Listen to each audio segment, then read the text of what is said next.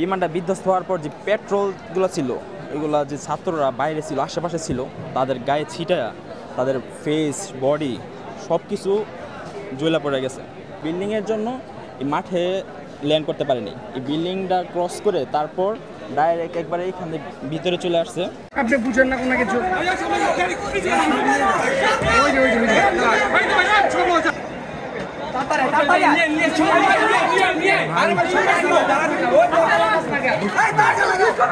কম বলে না।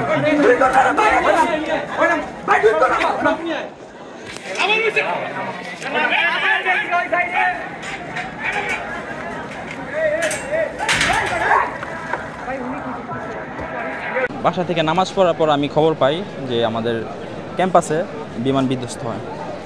আমি সাথে সাথে আসার পরে এখানে অবস্থা এতটাই খারাপ দেখি যে বিমানটা বিধ্বস্ত হওয়ার পর যে পেট্রোলগুলো ছিল, এগুলো যে ছাত্ররা বাইরে ছিল, আশেপাশে ছিল, তাদের গায়ে ছিটায়া তাদের ফেস বডি সব কিছু জ্বলা পড়ে গেছে। আর বিমানটা যখন বিধ্বস্ত হয়েছে এই বিল্ডিংয়ের জন্য এই মাঠে ল্যান্ড করতে পারেনি, এই বিল্ডিংটা ক্রস করে তারপর ডাইরেক্ট একবারে এখানে ভিতরে চলে আসছে। ভিতরে চলে আসার পর একটা ক্লাসে আমরা জানি 30 থেকে 40 জন ছাত্রছাত্রীরা থাকে। এমন একটা ক্লাস সহ পাশাপাশি 2টা ক্লাস নিমিষে শেষ। ভিতরে যারা ছিল অন দ্য স্পট ডেট।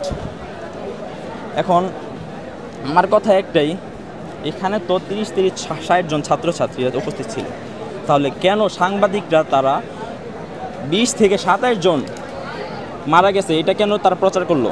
আমার কথা এটা, এখানে তো শুধু 60 জন অন দ্য ডেড স্পট হয়েছে, আরও যে আশেপাশে যারা ছিল যাদেরকে হসপিটালে নেওয়ার সময় মারা গেছে, যারা হসপিটালে মারা গেছে, সব মিলে আমরা সবাই গণনা করে দেখেছি 200+ স্টুডেন্ট, টিচার, গার্ডিয়ান সহ সবাই মারা গেছে, 244 মতো। তারপরও তারা মিডিয়ারা কেন 27 জন মারা গেছে এটা কেন এই ভুয়া সংবাদটা প্রচার করতেছে? আমাদের এই দাবিটা, আমার আওয়ামী লীগ না থাকুক, অনেক দল আছে না, বিএনপি আছে, জামাত আছে, কত দলই আছে, এটা হচ্ছে কোনো রাজনীতিক বা এখানে যারা আছে তাদের বিষয় একটা। আবার আমি আপনাকে একটা কথা বলি, কালকে যখন কিছু সাংবাদিক আর স্টুডেন্টরা যখন লাশের হিসাব চায়, সেনাবাহিনীরা তাদেরকে লাঠি চার্জ করে। এইটা কেন করে? এইটা আমার প্রশ্ন। আমাদের টিচারদেরকে তার হাত দেয়, তাদের এত বড়টা সাহস কেন?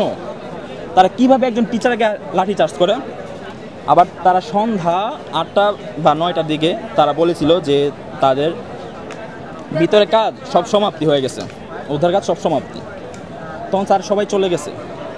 কিন্তু মধ্যরাতে হঠাৎ করে কেন আবার পুলিশে ফোর্স এখানে আসলো? কেন অ্যাম্বুলেন্স আসলো? এইটা আমার প্রশ্ন। তারা 1টা বাজে অ্যাম্বুলেন্স আসার পর লাশ নিয়ে গেছে, যেটা থেকে হোস্টেলে যারা ছাত্র ছিল তারা গেট ভেঙে তারপর মাঠে আন্দোলন করছে। তারপর মনে হয় যা নেওয়ার তো আগেই নিয়ে গেছে, তারপর আর কিছু নিতে পারেনি। কিন্তু আমাদের হোস্টেলের ছাত্ররা তারা সারা রাত এখানে ছিল। কারণ আপনাদের কাছে একটা অনুরোধ যে এগুলো বন্ধ করে সুষ্ঠুভাবে যারা মারা গেছে, নিহত হয়েছে, তাদের সংখ্যাটা অন্তত জানিয়ে দিন। কেননা এখানে অনেক মা আছে, অনেক বাবা আছে, তাদের এখনো বাচ্চাই খুঁজে পায়নি। তারা কান্না করে হাঁটতে সারা রাত তার হসপিটাল দৌড়াইতেছে, তারা বাচ্চাই খুঁজে পাচ্ছে না। তো একটাই কথা, আপনারা সুষ্ঠুভাবে আমার এই নিউজটা প্রচার করেন এবং প্রশাসনের কাছে আমার একটাই অনুরোধ যে তারা যেন আমাদের একটু সহযোগিতা করে এবং যারা নিহত হয়েছে তাদের সত্যি ঘটনাটা, তাদের সত্যি সংখ্যা যেন সবার সামনে তুলে ধরা হয়।